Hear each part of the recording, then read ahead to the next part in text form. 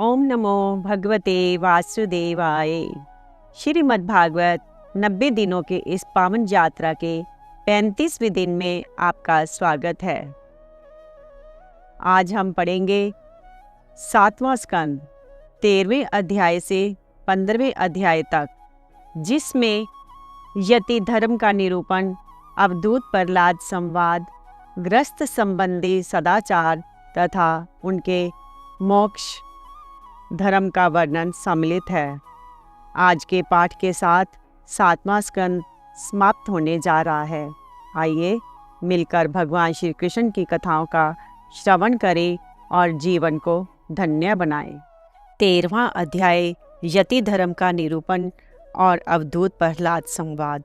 नारद जी कहते हैं, धर्मराज, यदि वानप्रस्थी में ब्रह्म विचार का सामर्थ्य हो तो शरीर के अतिरिक्त और सब कुछ छोड़कर वह संन्यास ले ले तथा किसी भी व्यक्ति, वस्तु, स्थान और समय की अपेक्षा न रखकर एक गांव में एक ही रात ठहरने का नियम लेकर पृथ्वी पर विचरण करे। यदि वह वस्त्र पहने तो केवल कौपीन, जिससे उसके गुप्त अंग ढक जाएं, और जब तक कोई आपत्ति न आवे तब तक दंड तथा अपने आश्रम के चिन्हों के सिवा अपनी त्यागी हुई किसी भी वस्तु को ग्रहण ना करे। सन्यासी को चाहिए कि वह समस्त प्राणियों का हितैषी हो, शांत रहे, भगवत प्रायण रहे और किसी का आश्रय ना लेकर अपने आप में ही रमे एवं अकेला ही विचरे। इस संपूर्ण विश्व को कार्य और कारण से अतीत परमात्मा में अध्यस्त जाने और कारण स्वरूप इस जगत में ब्रह्म स्वरूप अपने आत्मा को परिपूर्ण देखे। आत्मदर्शी सन्यासी सुषुप्ति और जागरण की संधि में अपने स्वरूप का अनुभव करे और बंधन तथा मोक्ष दोनों ही केवल माया है, वस्तुतः कुछ नहीं, ऐसा समझे। ना तो शरीर की अवश्य होने वाली मृत्यु का अभिनंदन करे और ना अनिश्चित जीवन का। केवल समस्त प्राणियों की उत्पत्ति और नाश के कारण काल की प्रतीक्षा करता रहे। असत्य अनात्म वस्तु का प्रतिपादन करने वाले शास्त्रों से प्रीति ना करे। अपने जीवन निर्वाह के लिए कोई जीविका ना करे। केवल वाद विवाद के लिए कोई तर्क ना करे और संसार में किसी का पक्ष ना ले। शिष्य मंडली ना जुटावे, बहुत से ग्रंथों का अभ्यास ना करे, व्याख्यान ना दे और बड़े बड़े कामों का आरंभ ना करे। शांत, समदर्शी एवं महात्मा सन्यासी के लिए किसी आश्रम का बंधन धर्म का कारण नहीं है। वे अपने आश्रम के चिन्हों को धारण करे चाहे छोड़ दे। उसके पास कोई आश्रम का चिन्ह ना हो परंतु वे आत्म अनुसंधान में मगन हो तो अत्यंत विचारशील, परंतु जान पड़े पागल और बालक की तरह वे अत्यंत प्रतिभाशील होने पर भी साधारण मनुष्य की दृष्टि से ऐसा जान पड़े मानो कोई गूंगा है। युधिष्ठिर, इस विषय में महात्मा लोग एक प्राचीन इतिहास का वर्णन करते हैं। वह है दत्तात्रेय मुनि और भक्तराज प्रहलाद का संवाद। एक बार भगवान के परम प्रेमी प्रहलाद जी कुछ मंत्रियों के साथ लोगों के हृदय की बात जानने की इच्छा से लोकों में विचरण कर रहे थे। उन्होंने देखा कि सहम पृथ्वी की तलहटी में कावेरी नदी के तट पर पृथ्वी पर ही एक मुनि पड़े हुए हैं। उनके शरीर की निर्मल ज्योति अंगों के धूली धूसरित होने के कारण ढकी हुई थी। उनके कर्म, आकार, वाणी और वर्ण आश्रम आदि के चिन्हों से लोग ये नहीं समझ सकते थे कि वे कोई सिद्ध पुरुष हैं या नहीं। भगवान के परम प्रेमी भक्त प्रहलाद जी ने अपने सिर से उनके चरणों का स्पर्श करके प्रणाम किया और विधि पूर्वक उनकी पूजा करके जानने की इच्छा से ये प्रश्न किया, भगवान, आपका शरीर उद्योगी और भोगी पुरुषों के समान हरिष्ट पुष्ट है। संसार का ये नियम है कि उद्योग करने वाले को धन मिलता है, धन वालों को ही भोग प्राप्त होता है और भोगियों का ही शरीर हृष्ट पुष्ट होता है और कोई दूसरा कारण तो हो ही नहीं सकता। भगवान, आप कोई उद्योग तो करते नहीं, यूं ही पड़े रहते हैं, इसलिए आपके पास धन है नहीं, फिर आपको भोग कहाँ से प्राप्त होंगे? ब्राह्मण देवता, बिना भोग के ही आपका ये शरीर इतना हृष्ट-पुष्ट कैसे है? यदि हमारे सुनने योग्य हो तो अवश्य बतलाइए। आप विद्वान, समर्थ और चतुर हैं, आपकी बातें बड़ी अद्भुत और प्रिय होती हैं। ऐसी अवस्था में आप सारे संसार को कर्म करते हुए देखकर भी समभाव से पड़े हुए हैं, इसका क्या कारण है? नारद जी कहते हैं, धर्मराज, जब प्रहलाद जी ने महामुनि दत्तात्रेय जी से इस प्रकार प्रश्न किया तब वे उनकी अमृतमयी वाणी के वशीभूत हो मुस्कुराते हुए बोले। दत्तात्रेय जी ने कहा, दैत्यराज, सभी श्रेष्ठ पुरुष तुम्हारा सम्मान करते हैं। मनुष्य को कर्मों की प्रवृत्ति और उनकी निवृत्ति का क्या फल मिलता है, ये बात तुम अपनी ज्ञान दृष्टि से जानते ही हो। तुम्हारी अन्याय भक्ति के कारण देवादिदेव भगवान नारायण सदा तुम्हारे हृदय में विराजमान रहते हैं। जैसे सूर्य अंधकार को नष्ट कर देते हैं, वैसे ही वे तुम्हारे अज्ञान को नष्ट करते रहते हैं।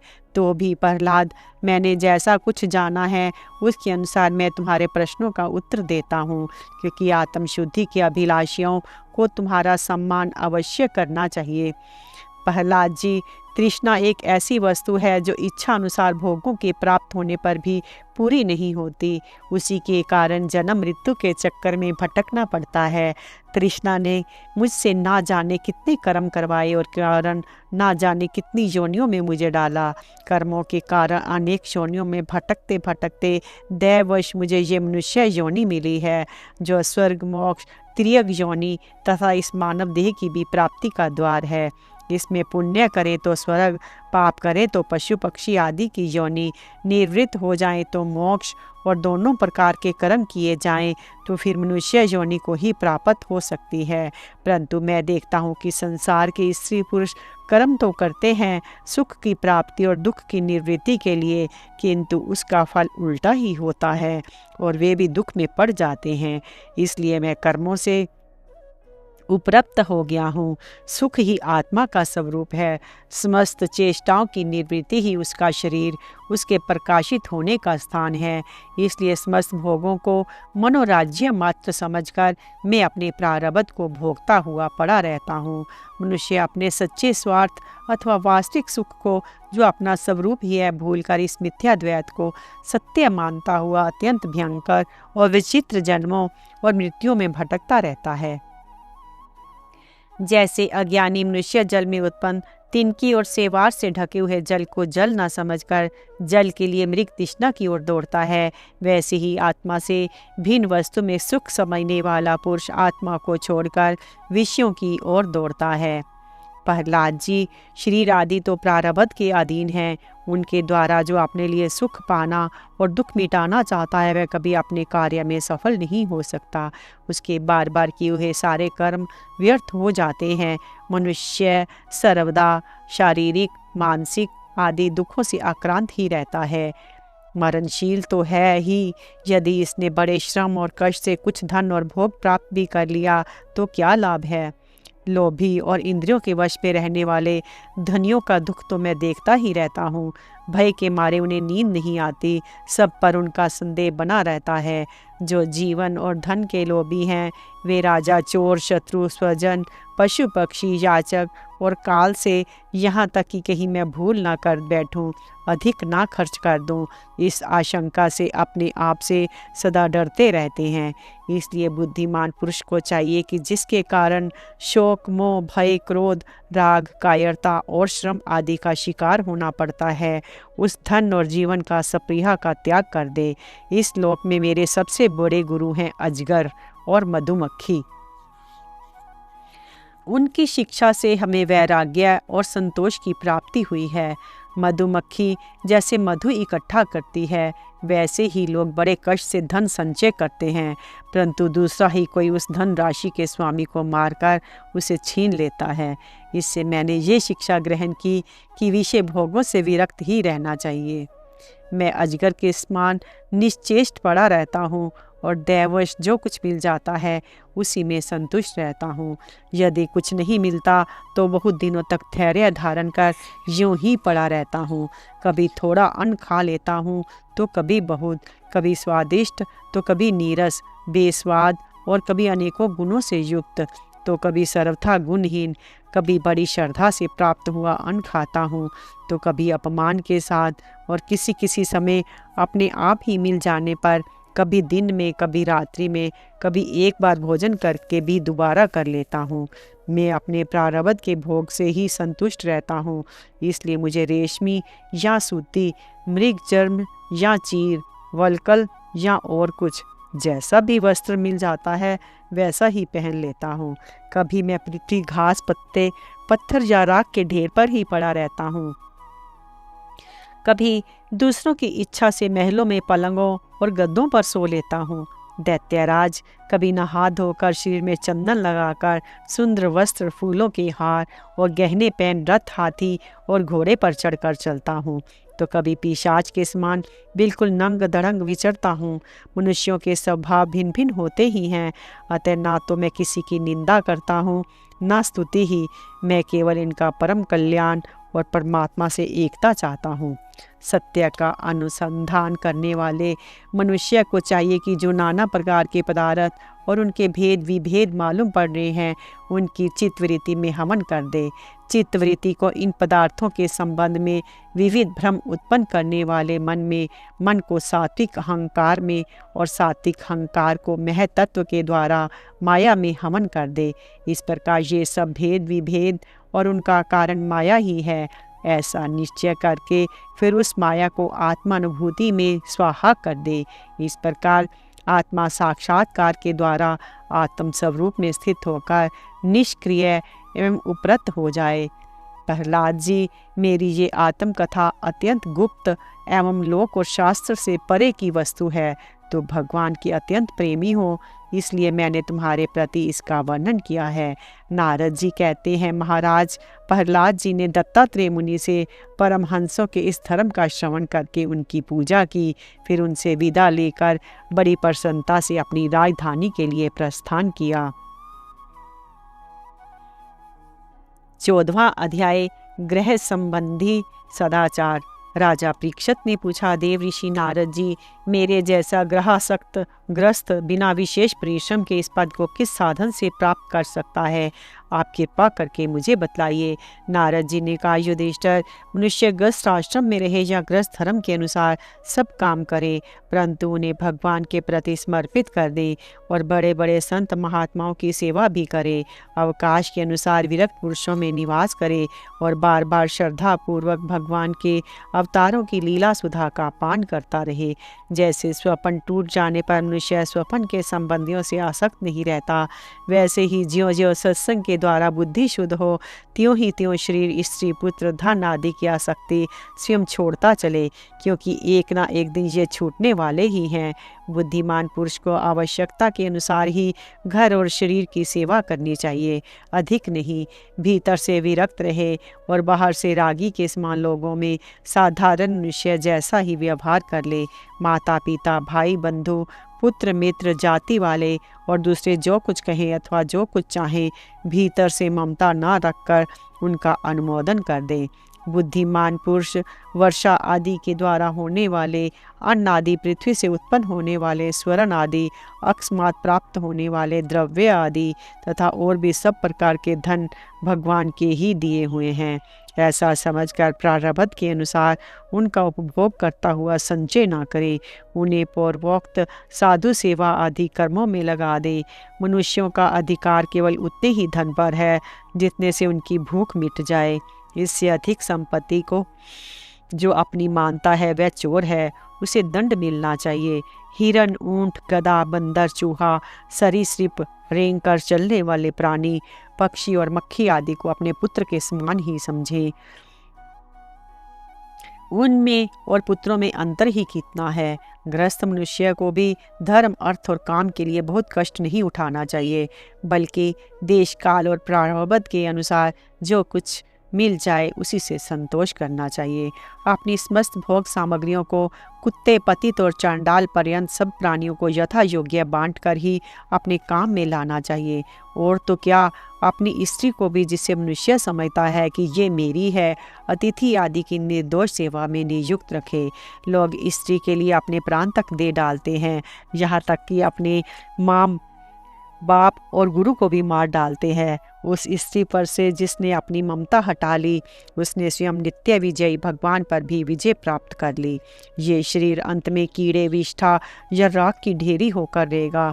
कहाँ तो ये तुच्छ शरीर और इसके लिए जिसमें आसक्ति होती है वह स्त्री, और कहाँ अपनी महिमा से आकाश को भी ढक रखने वाला अनंत आत्मा। गृहस्थ को चाहिए कि प्रारब्ध से प्राप्त और पंचयज्ञ आदि से बचे हुए अन्न से ही अपना जीवन निर्वाह करें। जो बुद्धिमान पुरुष इसके सिवा किसी वस्तु में स्वतव नहीं रखते, उन्हें संतों का पद प्राप्त होता है। अपनी वर्षाश्रम वृत्ति के द्वारा प्राप्त सामग्रियों से प्रतिदिन देवता, ऋषि, मनुष्य, भूत और पितृगण का तथा अपने आत्मा का पूजन करना चाहिए। ये एक ही परमेश्वर की भिन्न भिन्न रूपों में आराधना है। यदि अपने को अधिकार आदि यज्ञ के लिए आवश्यक सब वस्तुएं प्राप्त हो तो बड़े बड़े यज्ञ या अग्निहोत्र आदि के द्वारा भगवान की आराधना करनी चाहिए। युधिष्ठिर, वैसे समस्त यज्ञों के भोक्ता भगवान ही हैं, परंतु ब्राह्मण के मुख में अर्पित किए हुए हविष्यान से उनकी जैसी तृप्ति होती है वैसी अग्नि के मुख में हवन करने से नहीं। इसलिए ब्राह्मण, देवता, मनुष्य आदि सभी प्राणियों में यथा योग्य उनकी उपयुक्त सामग्रियों के द्वारा सबके हृदय में अंतर्यामी रूप से विराजमान भगवान की पूजा करनी चाहिए। इनमें प्रधानता ब्राह्मणों की ही है। धनी द्विज को अपने धन के अनुसार अश्विन मास के कृष्ण पक्ष में अपने माता पिता तथा उनके बंधुओं, पितामह, माता में आदि का भी महालय श्राद्ध करना चाहिए। इसके सिवा अयन, कर्क एवं मकर की संक्रांति, विषुव, तुला और मेष की संक्रांति, व्यतिपात, धिन, क्षय, चंद्र ग्रहण या सूर्य ग्रहण के समय, द्वादशी के दिन, श्रवण, धनिष्ठा और अनुराधा नक्षत्रों में, वैशाख शुक्ला तृतीया, अक्षय तृतीया, कार्तिक शुक्ला नवमी, अक्षय नवमी, अघन, पौष, माघ और फागुन, इन 4 महीनों की कृष्ण अष्टमी, माघ शुक्ला सप्तमी, माघ की मघा नक्षत्र से युक्त पूर्णिमा और प्रत्येक महीने की वह पूर्णिमा जो अपने मास नक्षत्र चित्रा, विशाखा, ज्येष्ठा आदि से युक्त हो, चाहे चंद्रमा पूर्ण हो या अपूर्ण। द्वादशी तिथि का अनुराधा, श्रवण, उत्तरा फागुनी, उत्तराहाड़ा, उत्तर भाद्रपदा के साथ योग, एकादशी तिथि का तीनों उत्तरा नक्षत्रों से योग अथवा जन्म नक्षत्र या श्रवण नक्षत्र से योग, ये सारे समय पितृगणों का श्राद्ध करने योग्य एवं श्रेष्ठ हैं। ये योग केवल श्राद्ध के लिए ही नहीं, सभी पुण्य कर्मों के लिए भी उपयोगी हैं। ये कल्याण की साधना की उपयुक्त और शुभ की अभिवृद्धि करने वाले हैं। इन अवसरों पर अपनी पूरी शक्ति लगाकर शुभ कर्म करने चाहिए। इसी में जीवन की सफलता है। इन शुभ संयोगों से में जो स्नान, जप, होम, व्रत तथा देवता और ब्राह्मणों की पूजा की जाती है अथवा जो कुछ देवता, पितृ, मनुष्य एवं प्राणियों को समर्पित किया जाता है उसका फल अक्षय होता है। युधिष्ठिर, इसी प्रकार स्त्री के पुंसवन आदि, संतान की जात कर्म आदि तथा अपनी यज्ञ, दीक्षा आदि संस्कारों के समय, शवदाह के दिन या वार्षिक श्राद्ध के उपलक्ष्य में अथवा अन्य मांगलिक कर्मों में दान आदि शुभ कर्म करने चाहिए। युधिष्ठिर, अब मैं उन स्थानों का वर्णन करता हूँ जो धर्म आदि श्रेय की प्राप्ति कराने वाले हैं। सबसे पवित्र देश वह है जिसमें सत्पात्र मिलते हों, जिनमें ये सारा चर और अचर जगत स्थित है। उन भगवान की प्रतिमा जिस देश में हो, जहाँ तप, विद्या एवं दया आदि गुणों से युक्त ब्राह्मणों के परिवार निवास करते हों तथा जहाँ जहाँ भगवान की पूजा होती हो और पुराणों में प्रसिद्ध गंगा आदि नदियाँ हों, वे सभी स्थान परम कल्याणकारी हैं। पुष्कर आदि सरोवर सिद्ध पुरुषों के द्वारा सेवित क्षेत्र, कुरुक्षेत्र, गया, प्रयाग, पुल्हा आश्रम, शालग्राम क्षेत्र, नैमिषारण्य, फागुन क्षेत्र, सेतुबंध, प्रभास, द्वारका, काशी, मथुरा, पंपासर, बिंदु सरोवर, बद्रिका आश्रम, अलकनंदा, भगवान सीताराम जी के आश्रम, अयोध्या, चित्रकूट आदि, महेंद्र और मलय आदि समस्त कुल पर्वत और जहाँ जहाँ भगवान के अर्च अवतार हैं वे सब के सब देश अत्यंत पवित्र हैं। कल्याणकामी पुरुष को बार बार इन देशों का सेवन करना चाहिए। इन स्थानों पर जो पुण्य कर्म किए जाते हैं मनुष्य को उनका 1000 गुना फल मिलता है। युधिष्ठिर, पात्र निर्णय के प्रसंग में पात्र के गुणों को जानने वाले विवेकी पुरुषों ने एकमात्र भगवान को ही सत्पात्र बतलाया है। ये चराचर जगत उन्हीं का स्वरूप है।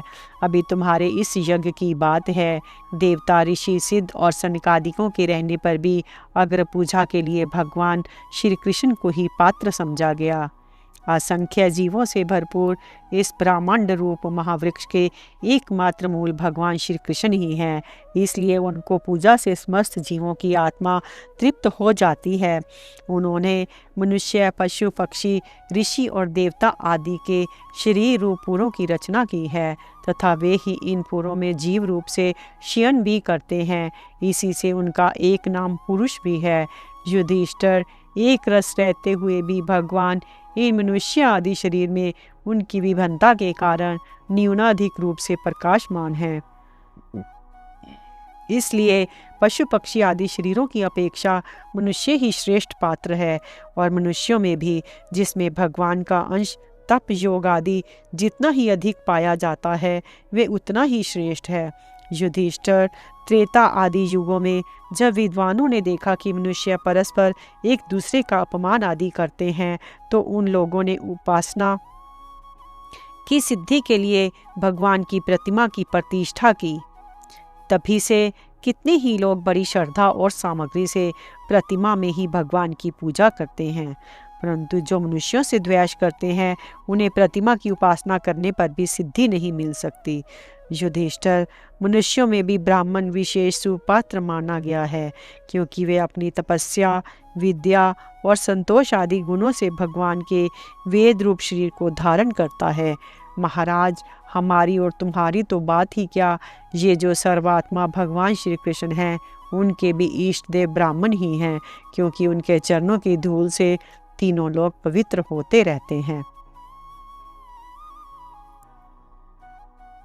15वां अध्याय, गृहस्थों के लिए मोक्ष धर्म का वर्णन। नारद जी कहते हैं, युधिष्ठिर, कुछ ब्राह्मणों की निष्ठा कर्म में, कुछ की तपस्या में, कुछ की वेदों के स्वाध्याय और प्रवचन में, कुछ की आत्मज्ञान के संपादन में तथा कुछ की योग में होती है। गृहस्थ पुरुष को चाहिए श्राद्ध अथवा देव पूजा के अवसर पर अपने कर्म का अक्षय फल प्राप्त करने के लिए ज्ञाननिष्ठ पुरुष को ही हव्य कव्य का दान करे। यदि वह ना मिले तो योगी प्रवचनकार आदि को यथा योग्य और यथाक्रम देना चाहिए। देव कार्य में 2 और पितृ कार्य में 3 अथवा दोनों में से एक ब्राह्मण को भोजन कराना चाहिए। अत्यंत धनी होने पर भी श्राद्ध कर्म में अधिक विस्तार नहीं करना चाहिए क्योंकि सगे संबंधी आदि स्वजनों को देने से और विस्तार करने से देश, कालोचित श्रद्धा, पदार्थ, पात्र और पूजन आदि ठीक ठीक नहीं हो पाते। देश और काल के प्राप्त होने पर ऋषि मुनियों के भोजन करने योग्य शुद्ध हविष्यान भगवान को भोग लगाकर श्रद्धा से विधि पूर्वक योग्य पात्र को देना चाहिए। वह समस्त कामनाओं को पूर्ण करने वाला और अक्षय होता है। देवता, ऋषि, पितृ, अन्य प्राणी, स्वजन और अपने आप को भी अन्न का विभाजन करने के समय परमात्म स्वरूप ही देखें। धर्म का मर्म जानने वाला पुरुष श्राद्ध में मांस का अर्पण ना करे, ना स्वयं ही उसे खाएं, क्योंकि पितरों को ऋषि मुनियों के योग्य हविष्यान से जैसी प्रसन्नता होती है वैसे पशु हिंसा से नहीं होती। जो लोग सद्धर्म पालन की अभिलाषा रखते हैं उनके लिए इससे बढ़कर और कोई धर्म नहीं है कि किसी भी प्राणी को मन, वाणी और शरीर से किसी प्रकार का कष्ट ना दिया जाए। इसी से कोई यज्ञ तत्व को जानने वाले ज्ञानी ज्ञान के द्वारा प्रज्वलित आत्म संयम रूप अग्नि में इन कर्म में यज्ञों का हवन कर देते हैं और ब्रह्म कर्म कलापों से उपरत हो जाते हैं। जब कोई इन द्रव्य में यज्ञों से यजन करना चाहता है तो सभी प्राणी डर जाते हैं। वे सोचने लगते हैं कि ये अपने प्राणों का पोषण करने वाला निर्दयी मूर्ख मुझे अवश्य मार डालेगा। इसलिए धर्मज्ञ मनुष्य को यही उचित है कि प्रतिदिन प्रारब्ध के द्वारा प्राप्त मुनि जनोचित हविष्यान से ही अपने नित्य और नैतिक कर्म करे तथा उसी से सर्वदा संतुष्ट रहे। अधर्म की 5 शाखाएं हैं: विधर्म, परधर्म, आभास, उपमा और छल। धर्मज्ञ पुरुष अधर्म के समान ही इनका भी त्याग कर दे। जिस कार्य को धर्म बुद्धि से करने पर भी अपने धर्म में बाधा पड़े वह भी धर्म है। किसी अन्य के द्वारा अन्य पुरुष के लिए उपदेश किया हुआ धर्म पर धर्म है। पाखंड या दंभ का नाम उपधर्म अथवा उपमा है। शास्त्र के वचनों का दूसरे प्रकार का अर्थ कर देना छल है। मनुष्य अपने आश्रम के विपरीत स्वेच्छा से जिसे धर्म मान लेता है वह आभास है। अपने अपने स्वभाव के अनुकूल जो वर्णाश्रमोचित धर्म है वे भला किसे शांति नहीं देते। धर्मात्मा पुरुष निर्धन होने पर भी धर्म के लिए अथवा शरीर निर्वाह के लिए धन प्राप्त करने की चेष्टा ना करे, क्योंकि जैसे बिना किसी प्रकार की चेष्टा किए अजगर की जीविका चलती ही है, वैसे ही निवृत्ति प्रायण पुरुष की निवृत्ति ही उसकी जीविका का निर्वाह कर देती है। जो सुख अपनी आत्मा में रमन करने वाले निष्क्रिय संतोषी पुरुष को मिलता है वह उस मनुष्य को भला कैसे मिल सकता है। जो कामना और लोभ से धन के लिए हाय हाय करता हुआ इधर उधर दौड़ता फिरता है, जैसे पैरों में जूता पहनकर चलने वालों को कंकड़ और कांटों से कोई डर नहीं होता, वैसे ही जिसके मन में संतोष है उसके लिए सर्वदा और सबके ही सुख है, दुख है ही नहीं। युधिष्ठिर, ना जाने क्यों मनुष्य केवल जल मात्र से ही संतुष्ट रहकर अपने जीवन का निर्वाह नहीं कर लेता, अपितु रसेंद्रियां और जनेंद्रियों के फेर में पड़कर ये बेचारा घर की चौकसी करने वाले कुत्ते के समान हो जाता है। जो ब्राह्मण संतोषी नहीं है, इंद्रियों की लोलुपता के कारण उसके तेज, विद्या, तपस्या और यश क्षीण हो जाते हैं और वह विवेक भी खो बैठता है। भूख और प्यास मिट जाने पर खाने पीने की कामना का अंत हो जाता है।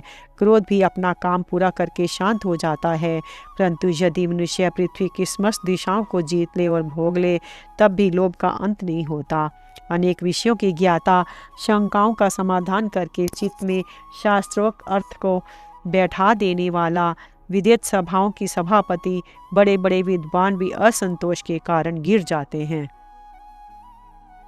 धर्मराज, संकल्पों के परित्याग से काम को, कामनाओं के त्याग से क्रोध को, संसारी लोग जिसे अर्थ कहते हैं उसे अनर्थ समझकर लोभ को और तत्व के विचार से भय को जीत लेना चाहिए।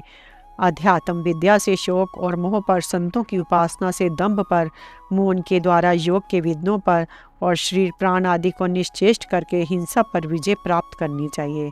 आदि भौतिक दुख को दया के द्वारा, आदि दैविक वेदना को समाधि के द्वारा और आध्यात्मिक दुख को योग बल से और निद्रा को सात्विक भोजन, स्थान, संग आदि के सेवन से जीत लेना चाहिए।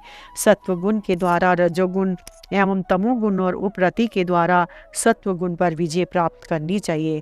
श्री गुरुदेव की भक्ति के द्वारा साधक इन सभी दोषों पर सुगमता से विजय प्राप्त कर सकता है। हृदय में ज्ञान का दीपक जलाने वाले गुरुदेव साक्षात भगवान ही हैं। जो दुर्बुद्धि पुरुष उन्हें मनुष्य समझता है उसका समस्त शास्त्र श्रवण हाथी के स्नान के समान व्यर्थ है। बड़े बड़े योगेश्वर जिनके चरण कमलों का अनुसंधान करते हैं, प्रकृति और पुरुष के अधीश्वर, वे स्वयं भगवान ही गुरुदेव के रूप में प्रकट हैं। इन्हें लोग भ्रम से मनुष्य मानते हैं। शास्त्रों में जितने भी नियम संबंधी आदेश हैं उनका एकमात्र तात्पर्य ये है कि काम, क्रोध, लोभ, मोह, मद और मत्सर इन 6 शत्रुओं पर विजय प्राप्त कर ली जाए अथवा 5 इंद्रियां और मन 6 वश में हो जाएं। ऐसा होने पर भी यदि उन नियमों के द्वारा भगवान के ध्यान, चिंतन आदि की प्राप्ति नहीं होती तो उन्हें केवल श्रम ही श्रम समझना चाहिए। जैसे खेती, व्यापार आदि और उनके फल भी योग साधना के फल भगवत प्राप्ति या मुक्ति को नहीं दे सकते, वैसे ही दुष्ट पुरुष के स्त्रोत स्मार्ट कर्म भी कल्याणकारी नहीं होते, प्रत्युत उल्टा फल देते हैं। जो पुरुष अपने मन पर विजय प्राप्त करने के लिए उद्यत हों वह आसक्ति और परिग्रह का त्याग करके संन्यास ग्रहण करे, एकांत में अकेला ही रहे और भिक्षावृत्ति से शरीर निर्वाह मात्र के लिए स्वल्प और परिमित भोजन करे। युधिष्ठिर पवित्र और समान भूमि पर अपना आसन बिछाएं और सीधे स्थिर भाव से समान और सुखकर आसन पे उस पर बैठकर ओंकार का जप करें। जब तक मन संकल्प विकल्पों को छोड़ ना दे तब तक नासिका के अग्रभाग पर दृष्टि जमाकर पूरक, कुंभक और क्रेचक द्वारा प्राण तथा अपान की गति को रोके। काम की चोट से घायल चित्त इधर उधर चक्कर काटता हुआ जहाँ जहाँ जाए, विद्वान पुरुष को चाहिए कि वह वहाँ से उसे लौटा लाए और धीरे धीरे हृदय में रोके। जब साधक निरंतर इस प्रकार का अभ्यास करता है तब ईंधन के बिना जैसे अग्नि बुझ जाती है वैसे ही थोड़े समय में उसका चित्त शांत हो जाता है। इस प्रकार जब काम वासनाएं चोट करना बंद कर देती हैं और समस्त वृत्तियां अत्यंत शांत हो जाती हैं तब चित्त ब्रह्मानंद के संस्पर्श से मगन हो जाता है, फिर उसका कभी उत्थान नहीं होता। जो सन्यासी पहले तो धर्म अर्थ और काम के मूल कारण गृहस्थ आश्रम का परित्याग कर देता है फिर उन्हीं का सेवन करने लगता है वह निर्लज अपने उगले हुए को खाने वाला कुत्ता ही है। जिन्होंने अपने शरीर को अनात्मा मृत्युग्रस्त और विष्ठा कृमि एवं राग समझ लिया था वे ही मूढ़ फिर उस आत्मा मानकर उनकी प्रशंसा करने लगते हैं। कर्म त्यागी ग्रस्त, व्रत त्यागी ब्रह्मचारी, गांव में रहने वाला तपस्वी, वानप्रस्थ और इंद्रिय लोलुप सन्यासी ये चारों आश्रम के कलंक हैं और व्यर्थ ही आश्रमों का ढोंग करते हैं। भगवान की माया से विमोहित उन मूढ़ों पर तरस खाकर उनकी उपेक्षा कर देनी चाहिए। आत्मज्ञान के द्वारा जिसकी सारी वासनाएं निर्मूल हो गई हैं, जिसने अपनी आत्मा को पारब्रह्म स्वरूप जान लिया है, वह किस विषय की इच्छा और किस भोक्ता की तृप्ति के लिए इंद्रिय लोलुप होकर अपने शरीर का पोषण करेगा। उपनिषदों में कहा गया है कि शरीर रथ है, इंद्रियां घोड़े हैं, इंद्रियों का स्वामी मन लगाम है, शब्द आदि विषय मार्ग है, बुद्धि सारथी है, चित्त ही भगवान के द्वारा निर्मित बांधने की विशाल रस्सी है, 10 प्राण धुरी हैं, धर्म और अधर्म पहिए हैं और इनका अभिमानी जीव रथी कहा गया है। ओंकार ही उस रथी का धनुष है।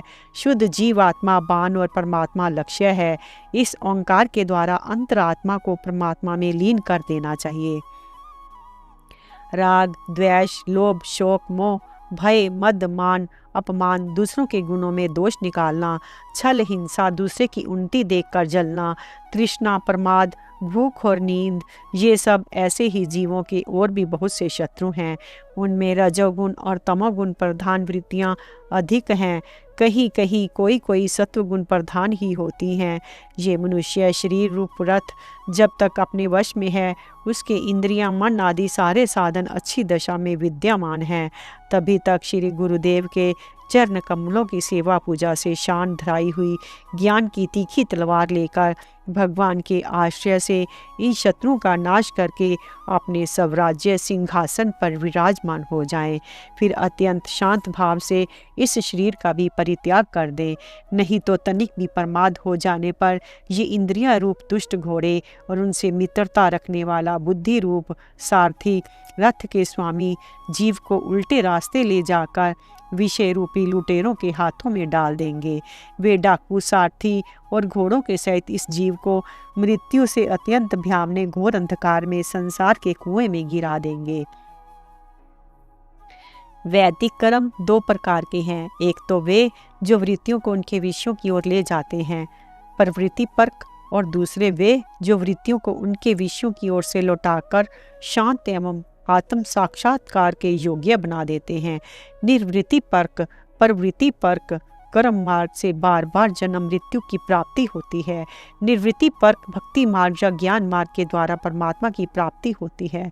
शयन, याग आदि हिंसा में कर्म, अग्निहोत्र, दर्श, पूर्णमास, चातुर्मास्य, पशु याग, सोम याग, वैश्वदेव, बलिहरण आदि द्रव्य में कर्म इष्ट कहलाते हैं और देवालय, बगीचा, कुआं आदि बनवाना तथा प्याऊ आदि लगाना पूर्त कर्म हैं। ये सभी प्रवृत्ति परक कर्म हैं और सकाम भाव से युक्त होने पर अशांति के ही कारण बनते हैं। प्रवृत्ति प्रायण पुरुष मरने पर चरु, पुरोडाश आदि यज्ञ संबंधी द्रव्यों के सूक्ष्म भाग से बना हुआ शरीर धारण कर धूम अभिमानी देवताओं के पास जाता है। फिर क्रमशः रात्रि कृष्ण पक्ष और दक्षिणायन के अभिमानी देवताओं के पास जाकर चंद्रलोक में पहुंचता है। वहां से भोग समाप्त होने पर अमावस्या के चंद्रमा के समान क्षीण होकर वृष्टि द्वारा क्रमशः औषधि, लता, अन्न और वीर्य के रूप में परिणत होकर पितराइन मार्ग से पुनः संसार में ही जन्म लेता है। युधिष्ठिर गर्भाधान से लेकर अंत्येष्टि पर्यंत संपूर्ण संस्कार जिनके होते हैं उनको द्विज कहते हैं। उनमें से कुछ तो पूर्वोक्त प्रवृत्ति मार्ग का अनुष्ठान करते हैं, कुछ आगे कहे जाने वाले निवृत्ति मार्ग का। निवृत्ति प्रायण पुरुष इष्ट पूर्त आदि कर्मों से होने वाले समस्त यज्ञों को विषयों का ज्ञान कराने वाले इंद्रियों में हवन कर देता है। इंद्रियों को दर्शन आदि संकल्प रूप मन में, वैकारिक मन को परावाणी में और परावाणी को वरुण समुदाय में, वरुण समुदाय को ओम, इन 3 स्वरों के रूप में रहने वाले ओंकार से, ओंकार को बिंदु में, बिंदु को नाद में, नाद को सूत्रात्मा रूप प्राण में तथा प्राण को ब्रह्म में लीन कर देता है। वह निवृत्ति निष्ठ ज्ञानी क्रमशः अग्नि, सूर्य, दिन, सायकाल, शुक्ल पक्ष, पूर्णमासी और उत्तरायण के अभिमानी देवताओं के पास जाकर ब्रह्मलोक में पहुंचता है। वहाँ के भोग समाप्त होने पर वह स्थूलोपाधिक विश्व अपनी स्थूल उपाधि को सूक्ष्म में लीन करके सूक्ष्म उपाधिक तेजस हो जाता है। फिर सूक्ष्म उपाधि को कारण में लय करके कारण उपाधिक प्राज्ञ रूप से स्थित होता है। फिर सबके साक्षी रूप से सर्वत्र अनुगत होने के कारण साक्षी के ही स्वरूप में कारणोपाधि का लय करके तुर्य रूप से स्थित होता है। इस प्रकार दृश्यों का लय हो जाने पर वह शुद्ध आत्मा रह जाता है। यही मोक्ष पद है। इसे देवयान मार्ग कहते हैं। इस मार्ग से जाने वाला आत्मोपासक संसार की ओर से निवृत्त होकर क्रमशः एक से दूसरे देवता के पास होता हुआ ब्रह्मलोक में जाकर अपने स्वरूप में स्थित हो जाता है। वह प्रवृत्ति मार्ग के समान फिर जन्म मृत्यु के चक्कर में नहीं पड़ता। ये पितरायन और देवयान दोनों ही वेदोक्त मार्ग हैं। जो शास्त्रीय दृष्टि से इन्हें तत्वतः जान लेता है वह शरीर में स्थित रहता हुआ भी मोहित नहीं होता। पैदा होने वाले शरीरों के पहले भी कारण रूप से उनका अंत हो जाने पर उनकी अवधि रूप से जो स्वयं विद्यमान रहता है, जो भोग रूप से बाहर और भोक्ता रूप से भीतर है, तथा ऊंच और नीच, जानना और जानने का विषय, वाणी और वाणी का विषय, अंधकार और प्रकाश आदि वस्तुओं के रूप में जो कुछ भी उपलब्ध होता है वह सब स्वयं ये तत्ववेता ही है। इसी से मुँह उसका स्पर्श नहीं कर सकता। दर्पण आदि में दिख पड़ने वाला प्रतिबिंब विचार और युक्ति से बाधित है, उनका उनमें अस्तित्व है नहीं, फिर भी वस्तु के रूप में तो वह दिखता ही नहीं है। वैसे ही इंद्रियों के द्वारा दिखने वाला वस्तु का भेदभाव भी विचार, युक्ति और आत्मा अनुभव से असंभव होने के कारण वस्तुतः न होने पर भी सत्य सा प्रतीत होता है। पृथ्वी आदि पंचभूतों से इस शरीर का निर्माण नहीं हुआ है। वास्तविक दृष्टि से देखा जाए तो वह या ना तो वह उन पंचभूतों का संघात है, न विकार या परिणाम ही, क्योंकि ये अपने अवयवों से न तो पृथक है न उनमें अनुगत ही है, अतएव मिथ्या है। इसी प्रकार शरीर के कारणभूत पंचभूत भी अवयवी होने के कारण अपने अवयवों सूक्ष्म भूतों से भिन्न नहीं है, अवयव रूप ही है। जब बहुत खोजबीन करने पर भी अवयवों के अतिरिक्त अवयवी का अस्तित्व नहीं मिलता, वे असत्य ही सिद्ध होता है, तब अपने आप ही ये सिद्ध हो जाता है कि ये अवयव भी असत्य ही है। जब तक अज्ञान के कारण एक ही परम तत्व में अनेक वस्तुओं के भेद मालूम पड़ते रहते हैं, तब तक ये भ्रम भी रह सकता है। जो वस्तुएं पहले थी वे अब भी हैं, और स्वप्न में भी जिस प्रकार जागृत स्वप्न आदि अवस्थाओं के अलग अलग अनुभव होते ही हैं, तो उनमें भी विधि निषेध के शास्त्र रहते हैं। वैसे ही जब तक इन भिन्नताओं के अस्तित्व का मोह बना हुआ है, तब तक यहाँ विधि निषेध के शास्त्र हैं ही। जो विचारशील पुरुष स्वानुभूति से आत्मा के त्रिविध अद्वैत का साक्षात्कार करते हैं, वे जागृत सुषुप्ति और दृष्टा दर्शन तथा दृश्य के भेद रूप स्वप्न को मिटा देते हैं। ये अद्वैत 3 प्रकार के हैं: भावाद्वैत, क्रियाद्वैत और द्रव्याद्वैत। जैसे वस्त्र सूत रूप होता है, वैसे ही कार्य भी कारण मात्र ही है, क्योंकि भेद तो वास्तव में है नहीं। इस प्रकार सबकी एकता का विचार भावाद्वैत है। युधिष्ठिर, मन, वाणी और शरीर से होने वाले सब कर्म स्वयं पारब्रह्म परमात्मा में ही हो रहे हैं, उसी में अध्यस्त हैं। इस भाव से समस्त कर्मों को समर्पित कर देना क्रियाद्वैत है। स्त्री, पुत्र आदि सगे संबंधी एवं संसार के अन्य समस्त प्राणियों के तथा अपने स्वार्थ और भोग एक ही हैं, उनमें अपने और पराये का भेद नहीं है। इस प्रकार का विचार द्रव्याद्वैत है। युधिष्ठिर, जिस पुरुष के लिए जिस द्रव्य को जिस समय जिस उपाय से जिससे ग्रहण करना शास्त्राज्ञा के विरुद्ध न हो, उसे उसी से अपने सब कार्य संपन्न करने चाहिए। आपत्ति काल को छोड़कर इससे अन्यथा नहीं करना चाहिए। महाराज, भगवत भक्त मनुष्य वेद में कहे हुए इन कर्मों के तथा अन्य सब कर्मों के अनुष्ठान में घर में रहते हुए भी श्री कृष्ण की गति को प्राप्त करता है।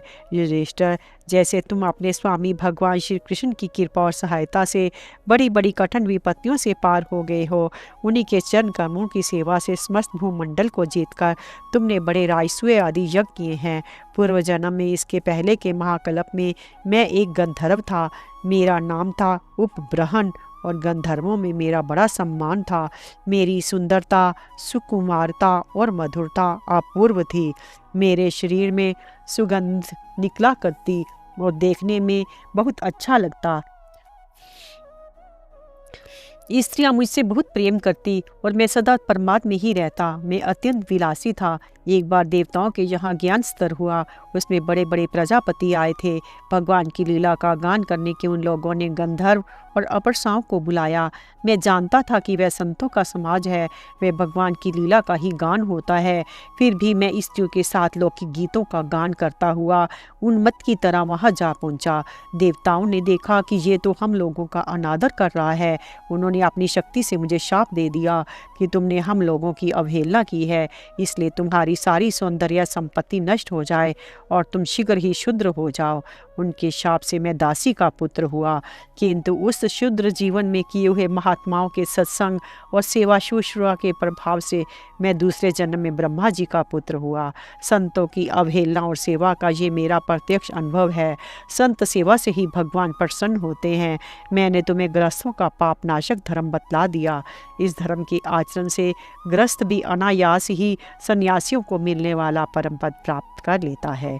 युधिष्ठिर, इस मनुष्य लोक में तुम लोगों के भाग अत्यंत प्रशंसनीय हैं, क्योंकि तुम्हारे घर में साक्षात परब्रह्म परमात्मा मनुष्य का रूप धारण करके गुप्त रूप से निवास करते हैं।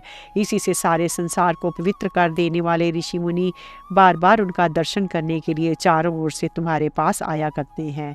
बड़े बड़े महापुरुष निरंतर जिनको ढूंढते हैं, जो माया के लेश से रहित परम शांत परमानंद अनुभव स्वरूप परब्रह्म परमात्मा है, वे ही तुम्हारे प्रिय हितैषी मेरे भाई पूज्य आज्ञाकारी गुरु और स्वयं आत्मा श्री कृष्ण हैं।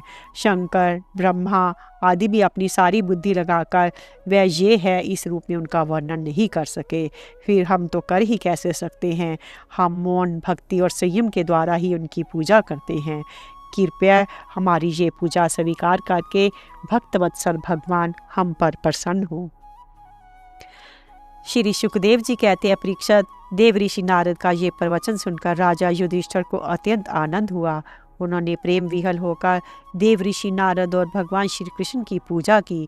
देव ऋषि नारद भगवान श्री कृष्ण और राजा युधिष्ठिर से विदा लेकर उनके द्वारा सत्कार पाकर चले गए। भगवान श्री कृष्ण ही पर ब्रह्म हैं, ये सुनकर युधिष्ठिर के आश्चर्य की सीमा न रही। परीक्षित, इस प्रकार मैंने तुम्हें दक्ष पुत्रियों के वंशों का अलग अलग वर्णन सुनाया। उन्हीं के वंश में देवता, असुर, मनुष्य आदि और संपूर्ण चराचर की सृष्टि हुई है। इति सप्तम स्कंद समाप्त। हरि ओम तत्सत।